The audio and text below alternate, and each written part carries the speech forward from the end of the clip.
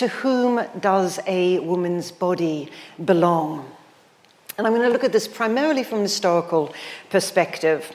So historical debates that I'm going to be addressing include such things as 19th century debates about, is marriage prostitution? Are girls and women animals, dogs in particular? How have journalists used sensationalism, used Gothic fiction, used pornography to change policy?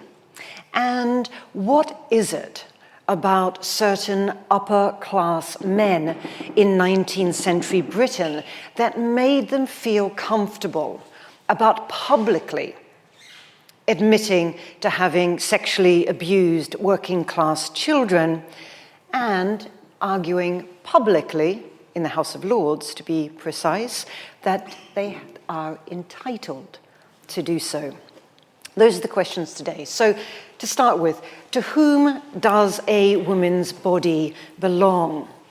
Late in mid-19th century Britain, this question provoked impassioned debates between moralists, between feminists, liberals, and other social commentators. Were girls, for example, actually the property of their fathers to be given in marriage? Once married, was a woman allowed to refuse her husband access to her body, or had she, in fact, prostituted herself to him for life in exchange for food, lodging, the possibilities of motherhood, and social respectability? Progressives and radicals who fought for the abolition of black slavery employed its rhetoric when talking about women's subjugation. Now, philosopher John Stuart Mills issued a trenchant critique in his 1859 essay entitled The Subjection of Women. He maintained that a married woman was little more than a personal body servant of a despot who at any time could claim from her and enforce the lowest degradation of any human being. In Britain, he provocatively claimed there were no legal slaves except the mistress of every house. Now, in the context of the most vulnerable girls and women, poor minoritized ones, these radicals saw women's degraded position as resulting in what they called, and I'm going to problematize this, of course, sexual slavery or street prostitution. Now, these heated denunciations of the oppression of women peaked with the passing of the Contagious Diseases Acts, 1864, 1866, 1869. Now, what these acts did was that they allowed policemen in certain designated towns to take any woman they suspected of prostitution before a magistrate who could then order her to be intimately examined for evidence of sexually transmitted infections. If the woman was found to be ill, she could be forcibly detained. It was, in other words, a blatant example of the double standard of sexual morality, which ruthlessly punished women who performed sex work rather than the men who procured their services.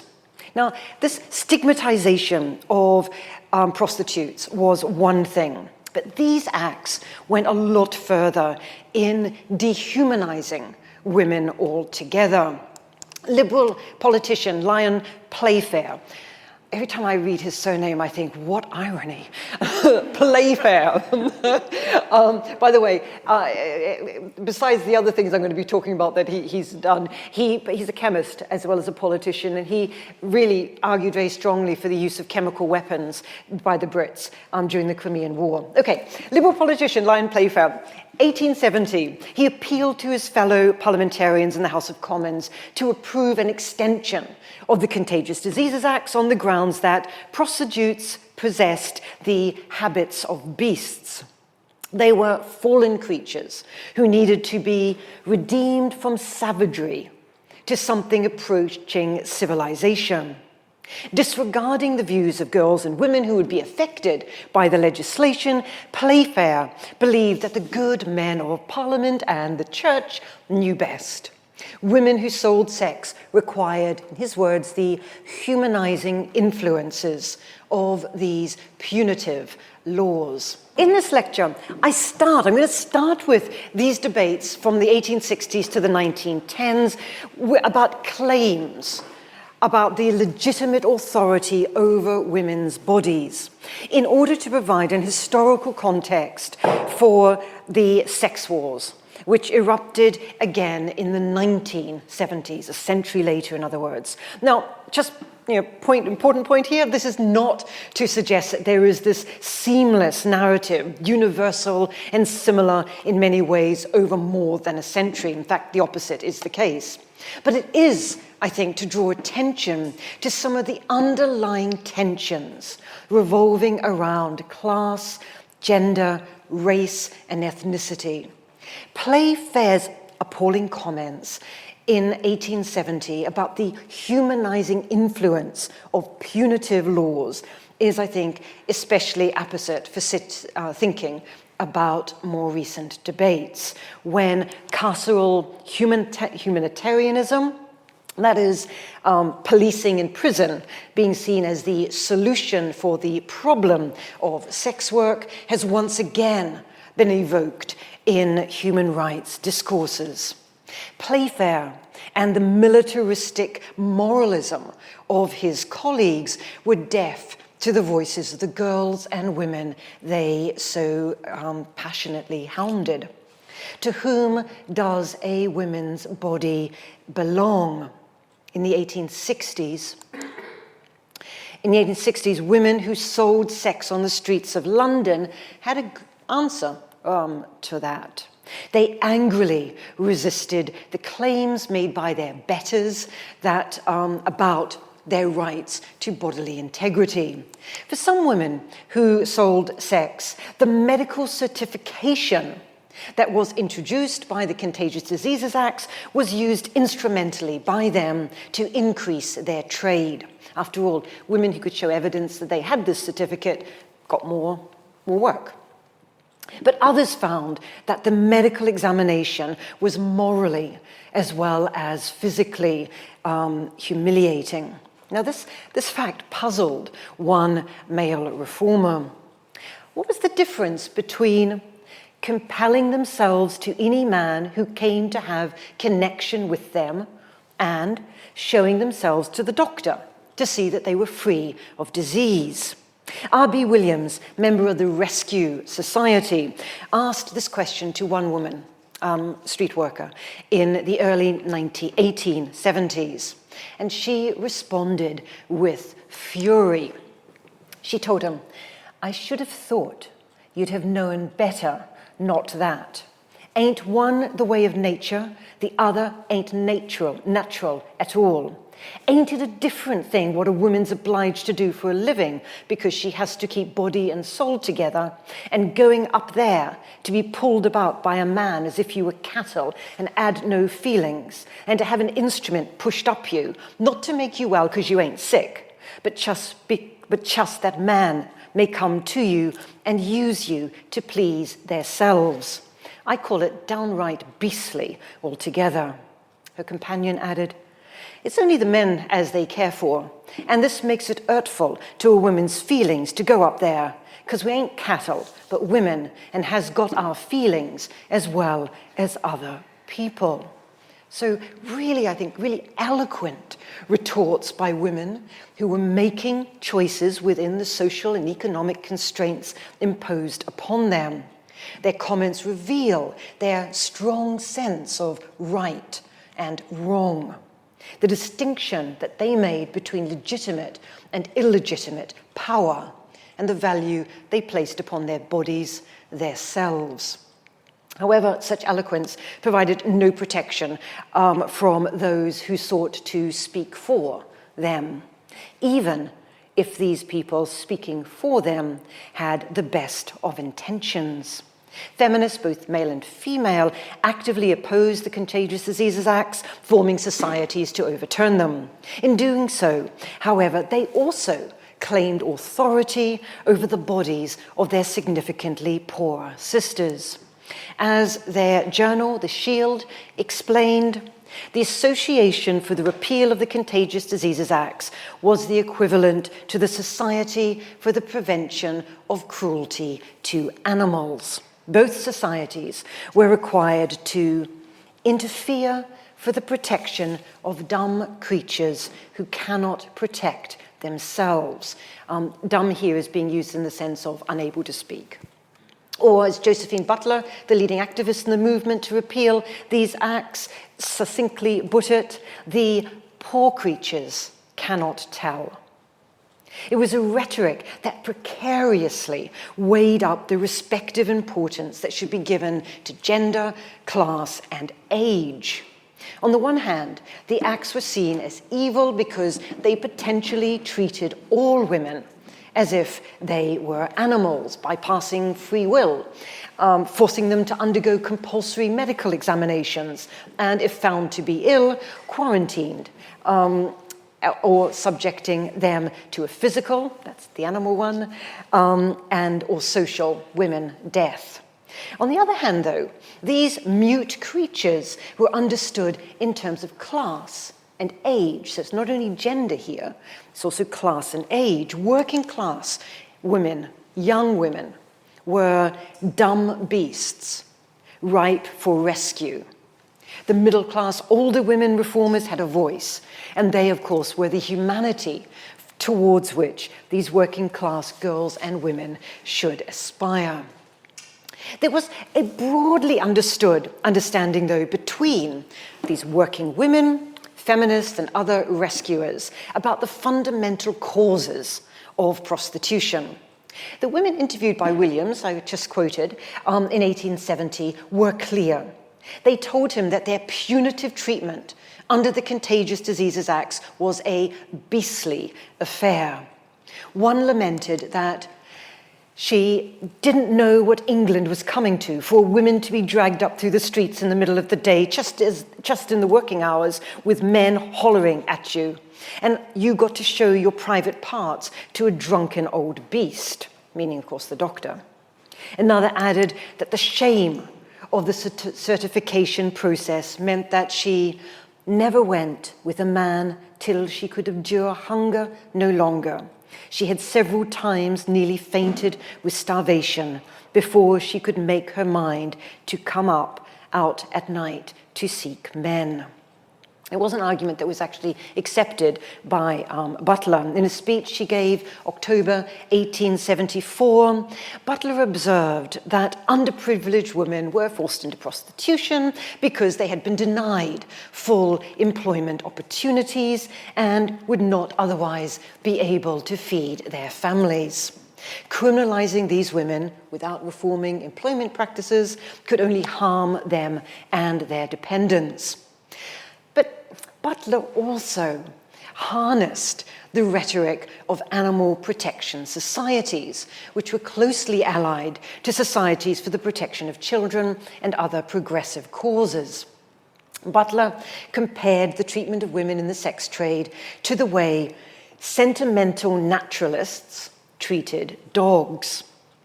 Dogs had a powerful maternal instinct, Butler contended, and on freezing winter nights, like today, those maternal instincts meant that the dog would tear off its fur for the protection of its young. Sentimental naturalists, she wrote, might see this behavior and, becoming distressed for the dog, would muzzle the dog, so as effectively to prevent her denuding her own breast in order to protect her nest. However, she continued, these sentimental naturalists neglects to furnish her, meaning the dog, neglects to furnish her with any material in place of her own coat. She, poor creature, cannot tell him, if I do not tear off my own fur, my offspring will perish. She can only inarticulately fret and rage against the restraint put upon her, and her young do perish. In other words, what she's saying here is that by adopting punitive measures against prostitution, similar to muzzling dogs, legislators risk causing greater distress to working women and their dependents. Like non-human animals, these women were unable to communicate their message or their misery. It required socially privileged women like Butler to speak on their behalf, directing indignation towards the roots of women's poverty, to issues of constrained employment, low wages, and so on. Campaigners against the Contagious Diseases Acts were joined by other feminists and moral crusaders who were becoming aware increasingly that many of the people who sold sex on the streets and brothels were in the streets, on the streets and in the brothels, were in fact children. The age at which a girl could legally have sex was only 12 years at this stage, and in working class homes in this period, children even younger than 12 were required to contribute financially to their family's livelihood. In this context, sex work could be a preferable and more profitable alternative to the highly exploitative domestic work or work in the factories. This fact in itself was deemed an insult to middle-class beliefs that childhood should be a period of passivity and purity. Revelations of widespread child prostitution shocked the sensibilities of moralists and social reformers alike. An illustration of this can be found in evidence presented before the, I love this title, think about this title, the Select Committee of the House of Lords to inquire into state of law relating to protection of young girls from artificers to induce them to lead corrupt life. Isn't it beautiful? 1881. It's a really, really revealing title. I mean, I could spend a whole hour just talking about this title. But what it does, it gestures towards the economic exploitation involved, while also conveying a moralistic message about working class girls being seduced into prostitution through their own avarice. Indeed, the committee was obsessed with their view that working class girls turned to prostitution because of envy for the luxuries that these girls obtained. When questioned by the commissioners, Superintendent Joseph Dunlop of the Metropolitan Police described himself observing a girl who was under the age of 13, whose fingers, he wrote, were covered with rings. She wore high boots buttoned up halfway up her legs. She had very short petticoats, her hair was down her back, and she wore a tight-fitting polonaise. She laughingly told him that she was waiting outside the court to see her man go down, that is, taken to prison. Dunlop contended that the two people were living in sin and that she was assisting in keeping him through prostitution. This image of the girl child who laughed and enjoyed the luxuries of sex work through sex work offended the sensibilities of those lobbying to increase the age of consent, since it kind of suggested that the girls might not be as in need of rescuing as they had imagined. But girlish innocence was, rhetorically at least, restored in 1885 when Butler met up with William Stead, the editor of the Pall Mall Gazette, and convinced him to write a series of articles about white slavery, or the forced trafficking of white English girls into sex work. Stead went undercover in the trafficking trade for a month, and over a series of weeks in 1885 drip-fed the British public with lurid stories of young girls drugged, raped, trafficked into sex work in the UK and in Europe. Under the title, The Maiden Tribute of Modern Babylon, London was transformed into the Cretan labyrinth of Greek myth. into which every 9 years the ancient Athenians sent 7 virgin maids as a sacrifice to the Minotaur. According to Stead, the only difference was that in his time, wealthy men were demanding not 7 maidens only, but many times 7, served up as dainty morsels to minister to the passions of the rich. In grisly prose, he described young girls who had been snared, trapped, and outraged, either when under the influence of drugs or after a prolonged struggle in a locked room. These girls' shrieks of torture is the essence of their, rich men's, delight. And they would not silence by a single note the cry of agony over which they gloat. He then describes how he posed as an immoral man and bought a 13-year-old girl named Lily Armstrong on the pretext of raping her. His account on the 6th of July, 1885, concluded with Lily Armstrong being taken to the brothel, and the sensationalist and semi-pornographic tale concluded with these words. The innocent girl, Lily Armstrong, was taken to a house of ill fame. She was taken upstairs, undressed and put to bed. She was rather restless, but under the influence of chloroform. She soon went over. Then the women withdrew. All was quiet and still. A few moments later, the door opened and the purchaser entered the bedroom. He closed and locked the door. There was a brief silence, and then there rose a wild and piteous cry, not a loud shriek, but a helpless, startled scream like the bleat of a frightened lamb. And the child's voice was heard crying in accents of terror, "There's a man in the room. Take me home, oh, take me home." Then, all at once, it was still. So this here was just pure Gothic fiction and Victorian pornography masquerading as journalism. It encouraged a tidal wave, quite literally, tidal wave of similarly sensationalist journalism, fiction, and purported first-person accounts using the moralistic framing of white slavery to titillate readers, but also to evade the censor. Stead achieved his aim, although he was sentenced to 3 months in prison, on charges, this is interesting, on charges of abduction and indecent assault. Why was he charged? He was charged because he had failed to ensure that Lily Armstrong's father consented to his subterfuge. In other words, who owns the girl's body? It's the father. But the Maiden tribute to modern Babylon created a scandal. On the one side, there were these really, really powerful figures who were virulently opposed to any curtailment of in their sexual access to young girls and women of the working classes. As Lord Oranmore and Brown in the House of Lords.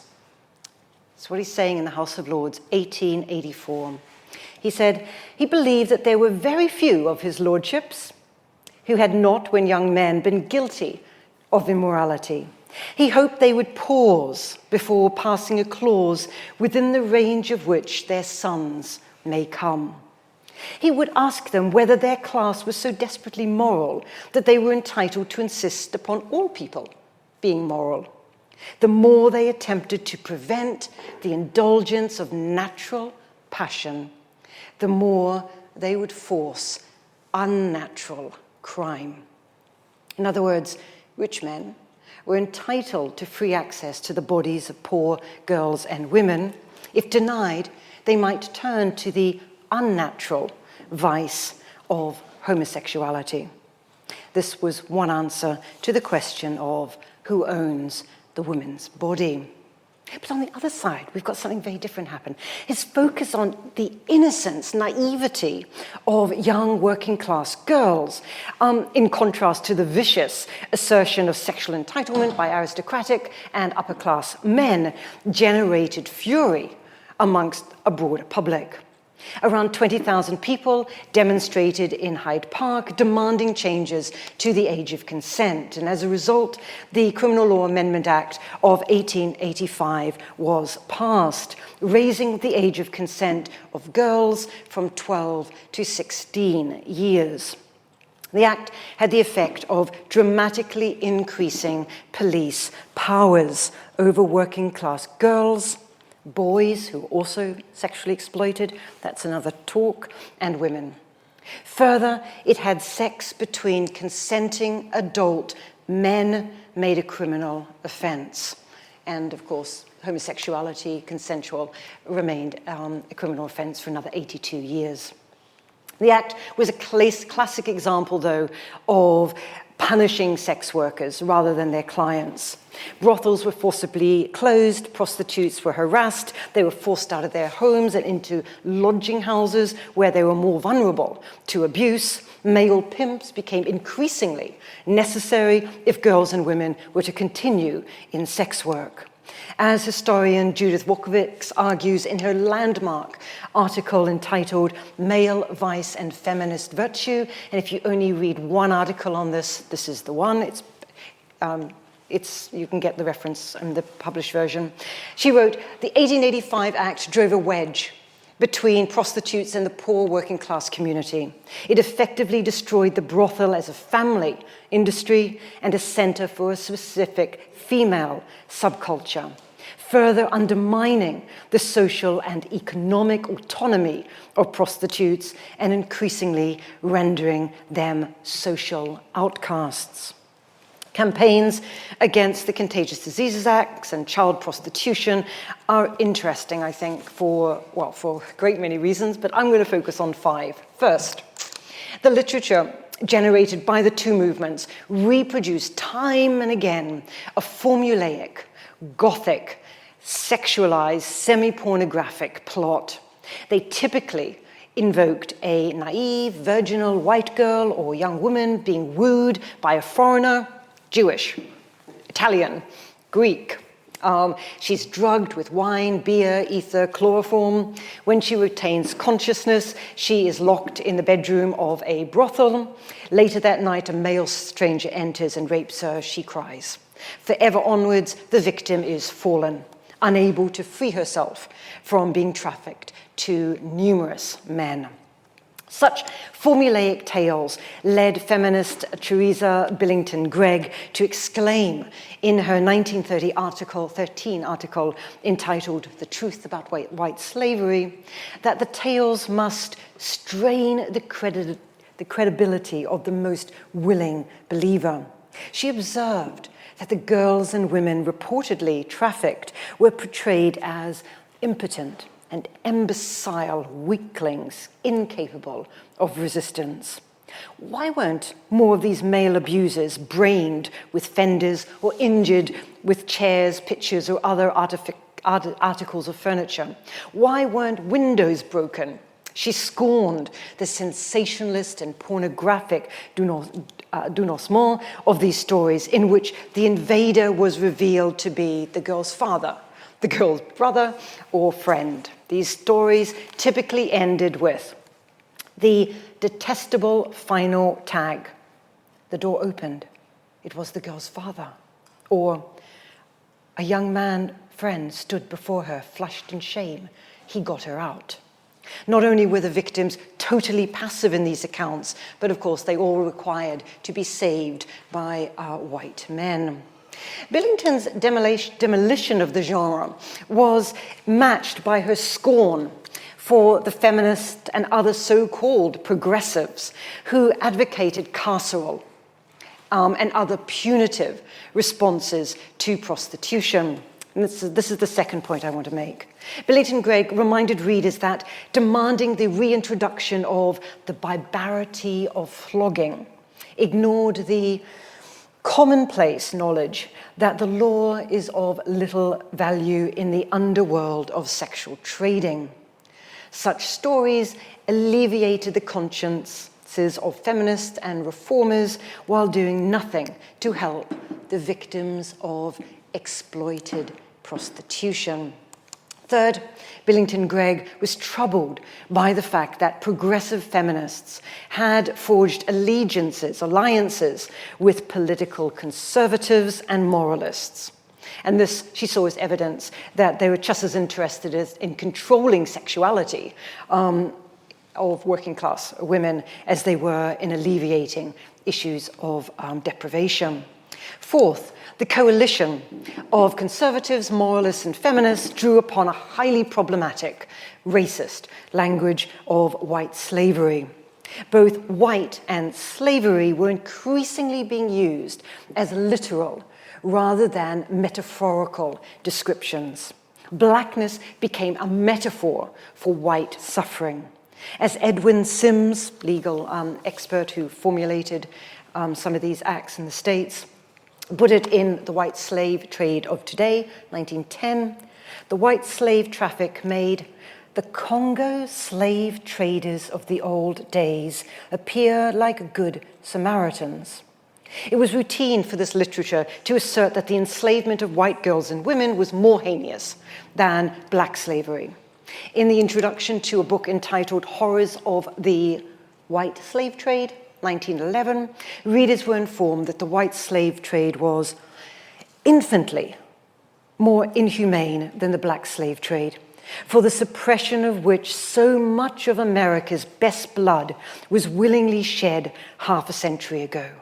So in other words, not only minimizing the horrors of chattel slavery, but also positioning the heroes of the anti-slave movement as the white male abolitionists. The white slavery trope was rhetorically really effective in white circles, precisely because it inverted the racial implications of slavery. As historian Jessica Pilley argues, white slavery discourse underscored the grotesque nature of white women's entrapment by highlighting the perversity of the race reversal that left black men and women free and white girls enslaved. It was a narrative that not only ignored the historical exploitation of male and female black slaves, but also the continued sexual abuse of women of color. Fifth, the abolitionist anti-prostitution movements in Britain allied themselves with imperialism. The leading protagonists were white women who saw sex trafficking as a problem to be solved through interventions by women like themselves, who came from a more enlightened West. Antoinette Lee Burton explores this in a really great book called Burdens of History, British Feminists, Indian Women and Imperial Culture, 1865 to 1915. She argues that white British women's campaigns to gain the vote relied on portraying themselves as guardians of economically poor prostitutes in India as well as the UK. Separate spheres of feminism, that's the view that women have a distinct sphere of influence to men, emboldened them to insist that they could sympathize or empathize with their suffering sisters in the empire and give them the liberties possessed by women of the West, in the West. The abolitionist labor of white women would cleanse the imperial process. In so doing, these white feminists portrayed Indian women as little more than victims of their own oppressive and backward cultures. By definition, Indian women could not consent.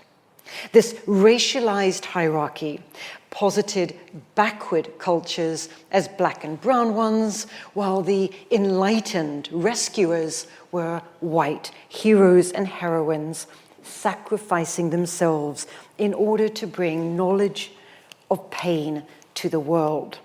So this was imperialism masquerading as rescue.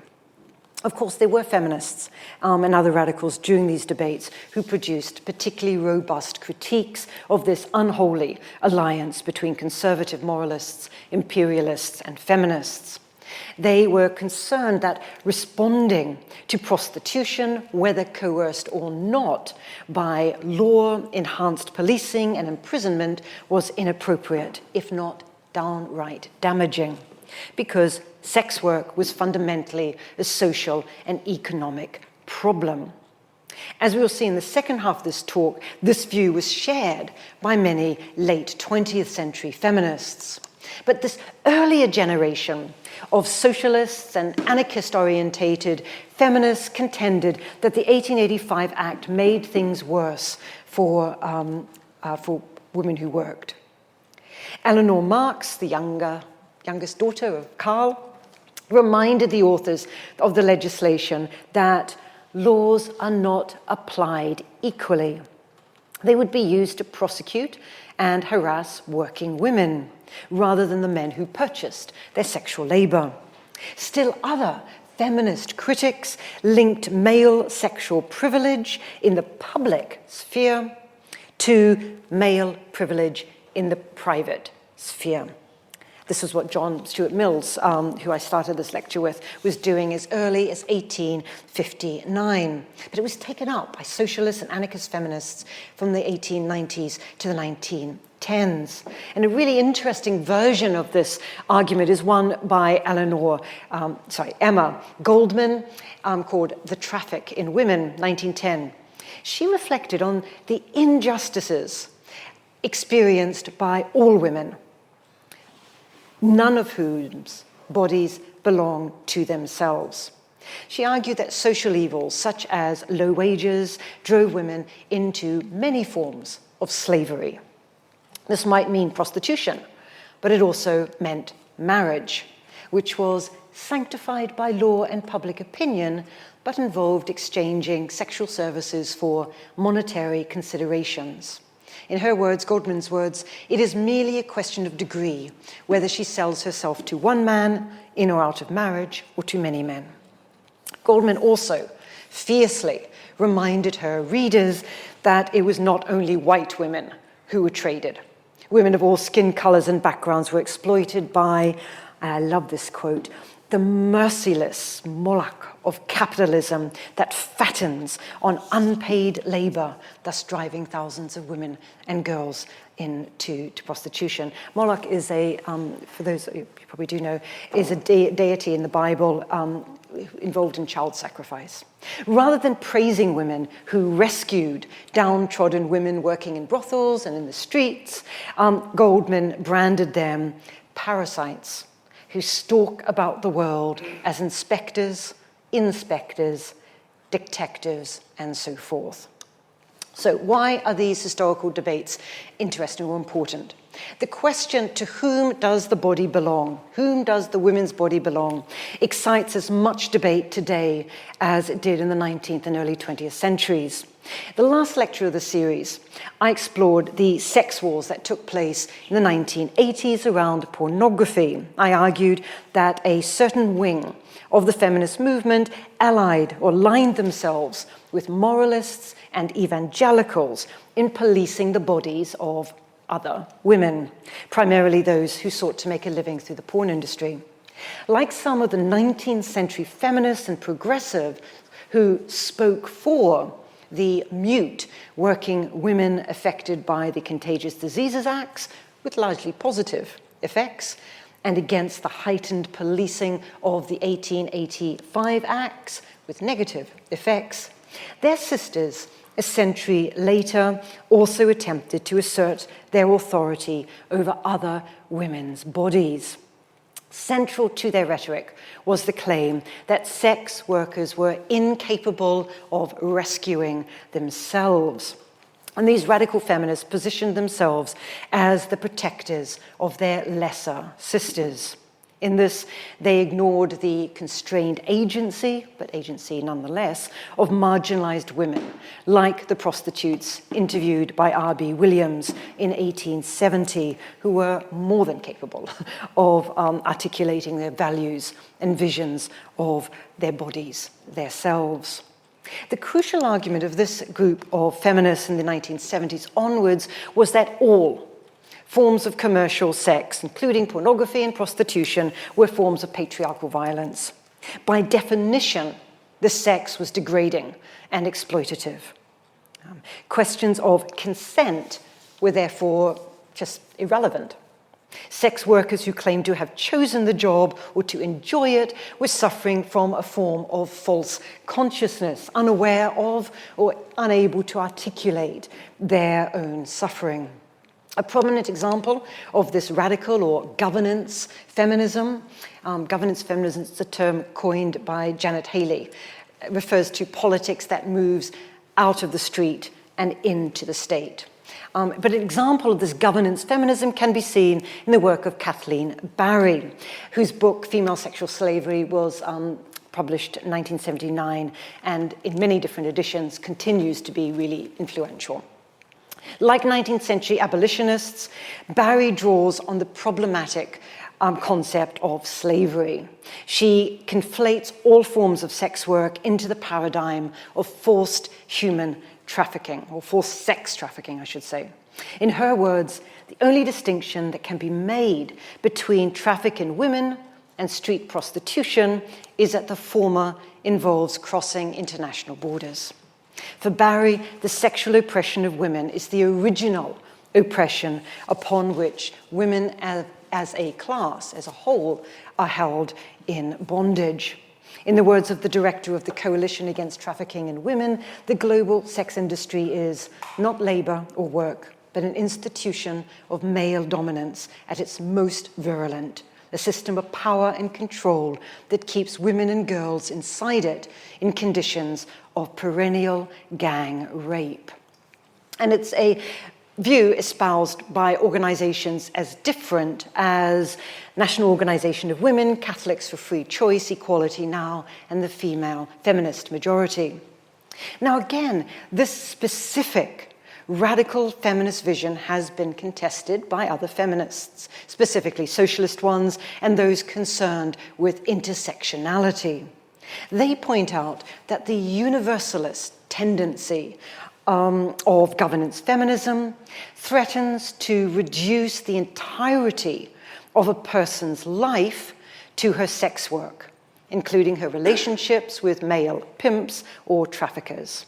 Socio-economic contexts, complex intersectional identities, vastly different working experiences are erased, along with, for example, distinctions between sugar daters, streetwalkers, call girls, escorts, exotic dancers, masseurs, fetish specialists, strippers, and women who work in different media, including digital.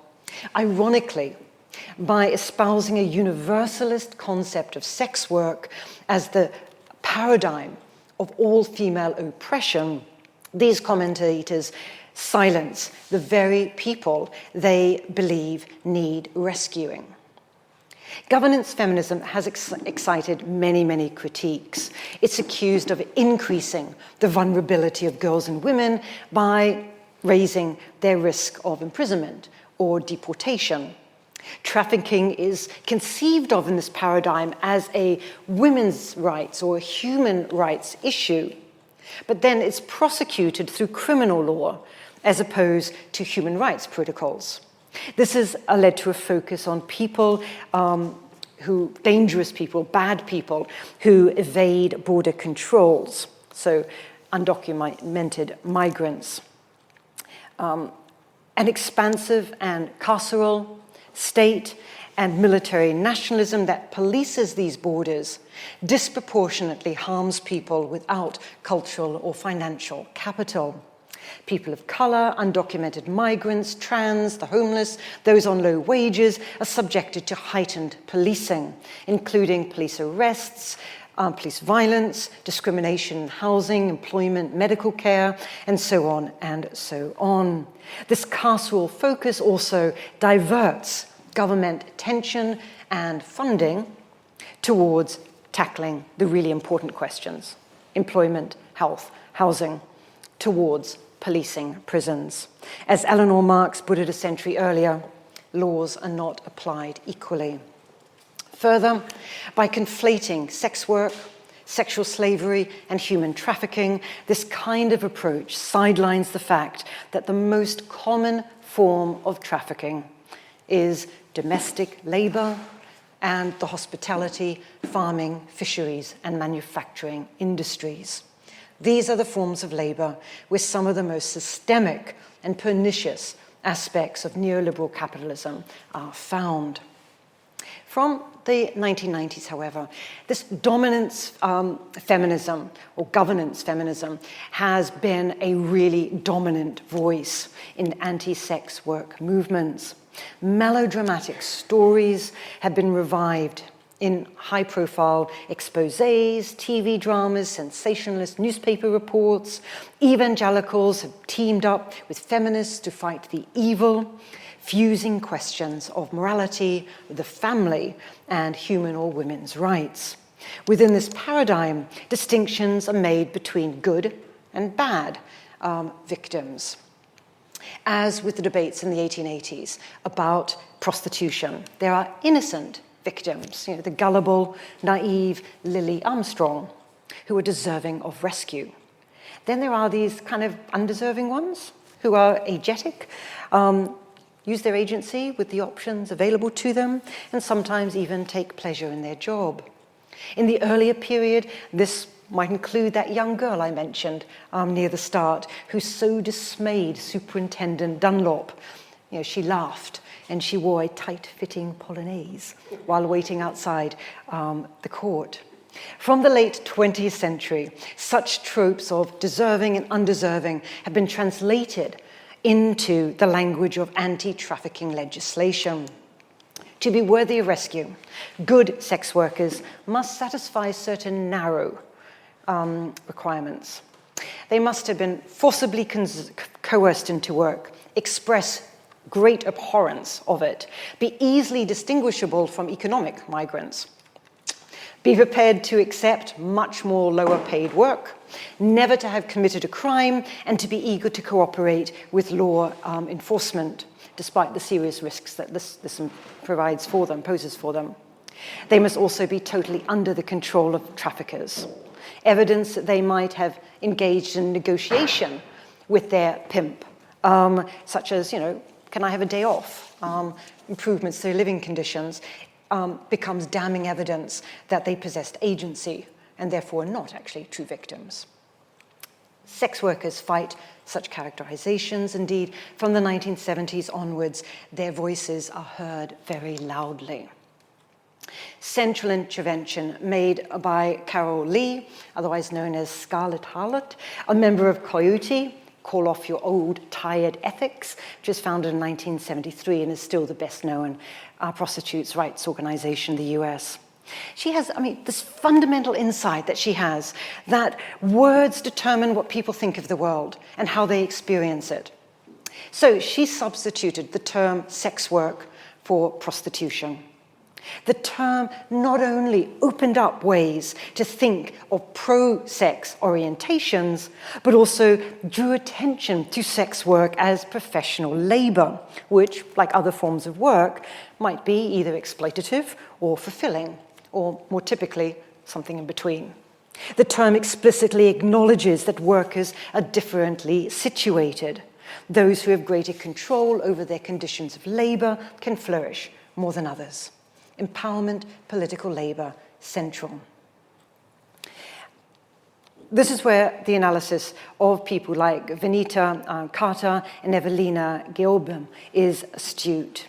They chastise certain sections of the pro-sex workers' lobby for treating all prostitutes as though they were independent businesswomen who should be allowed to do whatever they choose with their bodies, sell sex, and their money, give it to pimps.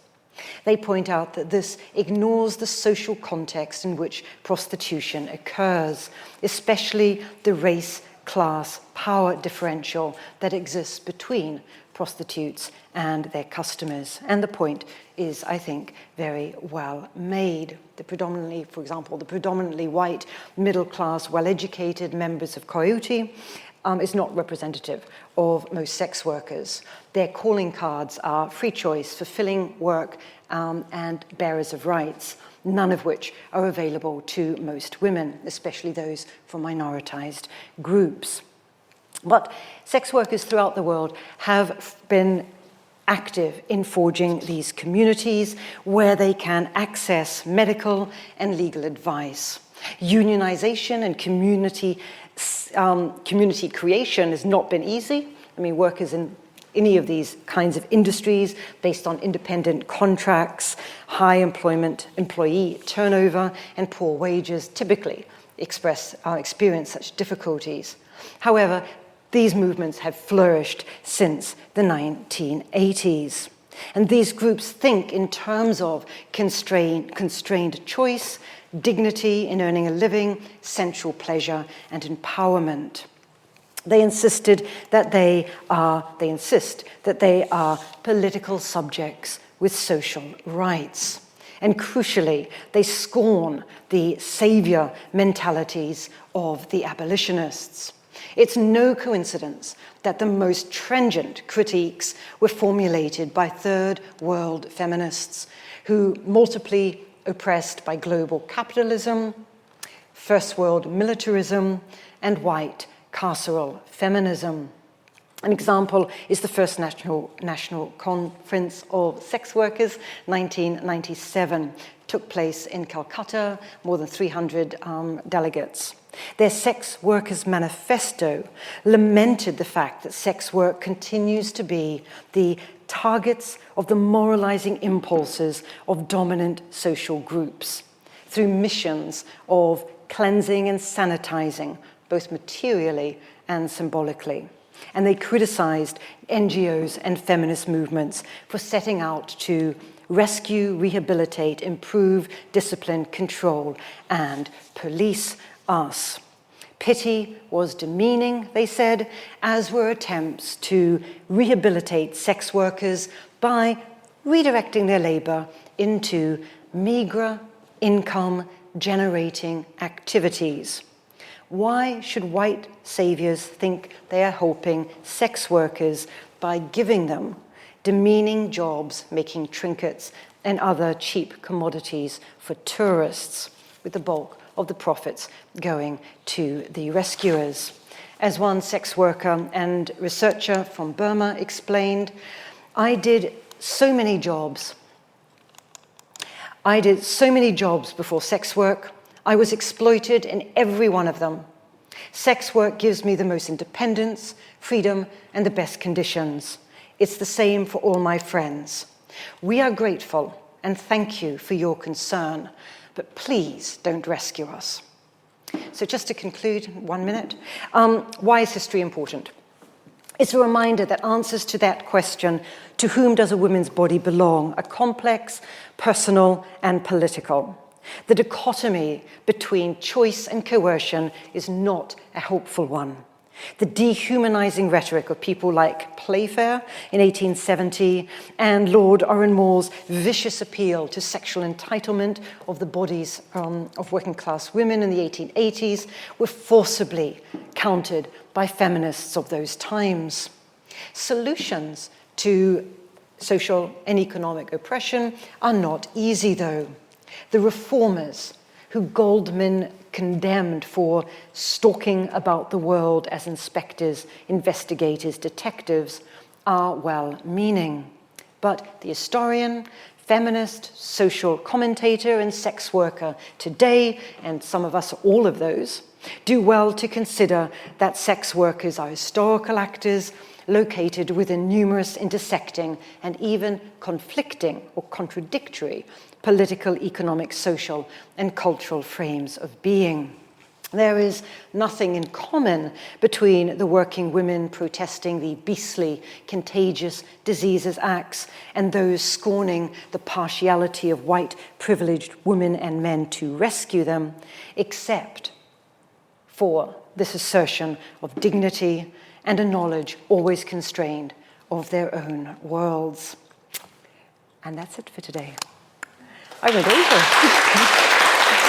How did attitudes towards sexual orientation, in addition to gender identity, race, class, intersect with these debates, and how has this changed over time? So the interest is in sexual attitudes towards sexual orientation. Yeah, absolutely brilliant question. And there's been some great research done about that. If you email me, I'm willing to send it to you. So the short answer of that is that sexual orientation is really central to these debates, particularly, well, the best research that I know of is in the Victorian period.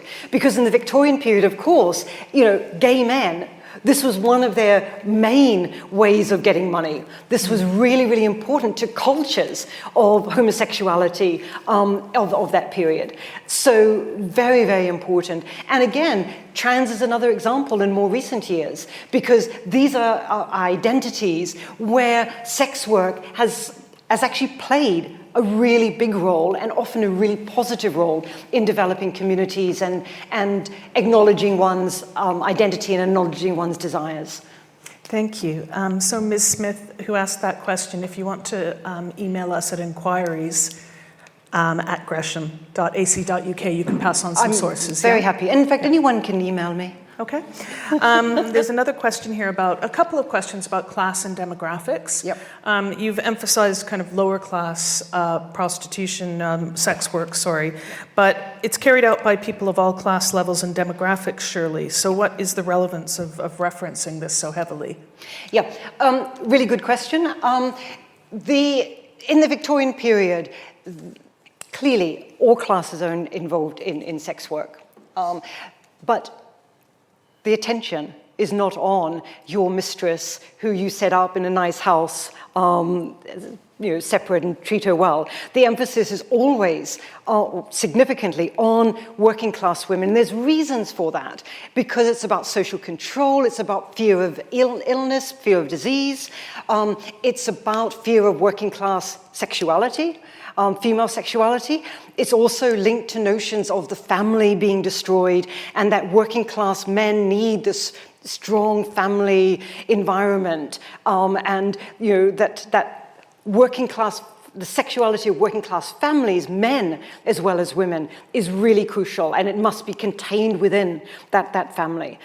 So these are, the commentary on prostitution is so geared, so focused on these moral, social, political concerns that there's no moral panic about the upper middle class man or the aristocratic man who pays a woman of his own class to have sex. The problem comes when he's paying, or the problem increasingly comes when he's paying working class women and girls, and indeed boys, to do that. Thank you, that was super interesting. I was just wondering whether you would draw any distinction between ownership of the body versus ownership of the stories that are told about the body, and where those diverge. And I have half a thought about Lisa Tadeo's Three Women and that kind of ethnographic storytelling that kind of claims to give ownership back, but maybe does some of that kind of titillation that the Victorian texts were talking about. So I'd be really interested in your view on that. Brilliant, really brilliant question. And it's one that,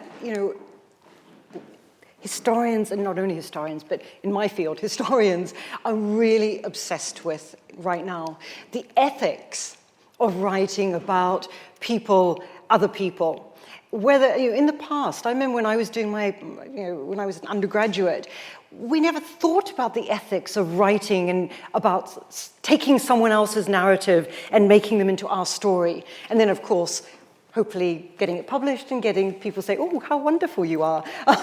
We just never thought about that. That has now really changed, particularly in the last 10 years, but it's one of the central topics of discussion right now. And certainly my research group, the Shame Group, we have meetings and meetings and meetings about this, because there is this uneasy balance between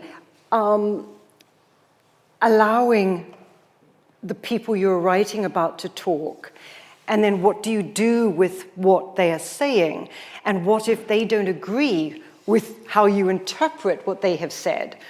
And these are huge questions, and I don't have an answer for those. I think where we are right now is acknowledging that issue and that problem, and problematizing it and being very upfront about what we are actually doing when we take the words of a working class person who's dead now and can't talk back, and then we make it into a story that, I hope that she would like the way I'm using her words. And I think very often about that. Incidentally, I don't think very often about what Playfair would think about the way I use his words, but that's just another point. I think it's that power imbalance that makes the problem, creates the problem for the historian. You mentioned race, class, and economics in the 19th century over prostitution. You touched on religion briefly, but nothing. I just wondered what the church was doing and saying in these times. Yep, I can answer that very quickly. When I am talking about the political moralists or conservative moralists, they are the church. They're not only the church, but that's where most of the church is involved. That's where they are. And so many of these, the people I respect greatly, the feminists, for example, I critique what they're doing, but I respect them very, very strongly. But so many of them are actually part of very strong religious movements. The evangelicals I talk about, these are people who really are intervening in these big movements against sex work for reasons that are very varied. Some of the reasons are the moralistic ones, but there's also a lot of them who believe that sex work is wrong, but their main focus is alleviating the harms that are done to so many people. But religion is central to all of this, and it's also central to the imperialism. It's central to the slavery motif. White slavery motif I'm talking about. These movements are full of it. Well, Professor Bourke, thank you very much for a really interesting and thought-provoking lecture. And please join me in thanking the professor.